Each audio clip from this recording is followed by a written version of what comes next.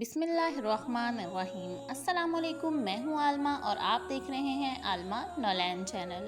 میری اسلامی بہنوں اور بھائیوں، جیسا کہ آپ سب کو پتہ ہے عید قرباں قریب ہے اور اسے حضرت ابراہیم علیہ السلام کی سنت کی یاد میں ہر سال 10 ذی الحجہ کو منایا جاتا ہے۔ تو اس عید کو منانے سے پہلے کچھ احادیث ہیں جن کا جان لینا اور ان احادیث کا علم مسلمان کے لیے بہتر ہے۔ حضور صلی اللہ علیہ وآلہ وسلم نے ارشاد فرمایا کہ یوم الحزن یعنی 10 ذی الحجہ میں ابن آدم کا کوئی عمل خدا کے نزدیک خون بہانے یعنی قربانی کرنے سے زیادہ پیارا نہیں، اور وہ جانور قیامت کے دن اپنے سینگ، بال اور کھروں کے ساتھ آئے گا، اور قربانی کا خون زمین پر گرنے سے قبل خدا کے نزدیک قبول ہو جاتا ہے، لہٰذا اسے خوش دلی سے کیا کرو۔ صحابہ کرام نے عرض کی، یا رسول اللہ صلی اللہ علیہ وآلہ وسلم کی قربانیاں کیا ہیں؟ فرمایا، تمہارے باپ ابراہیم علیہ السلام کی سنت ہیں۔ لوگوں نے عرض کی، یا رسول اللہ صلی اللہ علیہ وآلہ وسلم، ہمارے لیے اس میں کیا ثواب ہے؟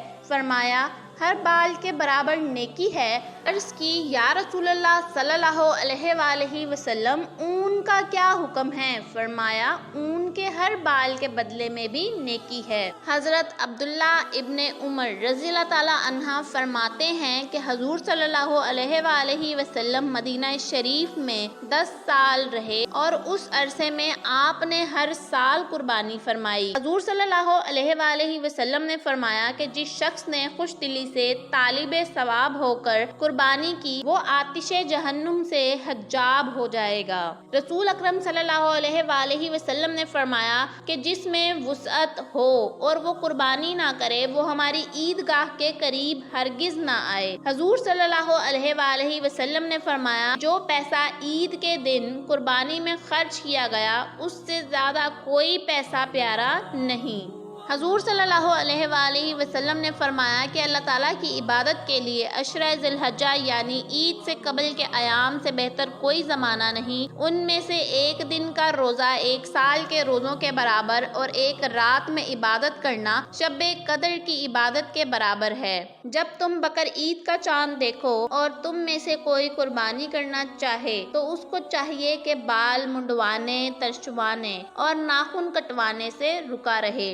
حضرت بریرہ رضی اللہ تعالیٰ عنہ کہتے ہیں کہ عید فطر کے دن جب تک رسول صلی اللہ علیہ وآلہ وسلم کچھ نہ کھا لیتے، عید کو نہ جاتے، اور عید قرباں کے روز اس وقت تک کچھ نہ کھاتے جب تک عید نماز نہ پڑھ لیتے۔ حضرت ابن عباس رضی اللہ تعالیٰ عنہ سے روایت ہے کہ حضور صلی اللہ علیہ وآلہ وسلم نے رات میں قربانی کرنے سے منع فرمایا ہے۔ ویڈیو اگر اچھی لگی ہو تو اسے ثواب کی نیت سے پلیز شیئر کرنا مت بھولیے گا۔ اپنی دعاؤں میں یاد رکھیے گا۔ اللہ تعالیٰ ہم سب کی مغفرت فرمائے، آمین ثم آمین۔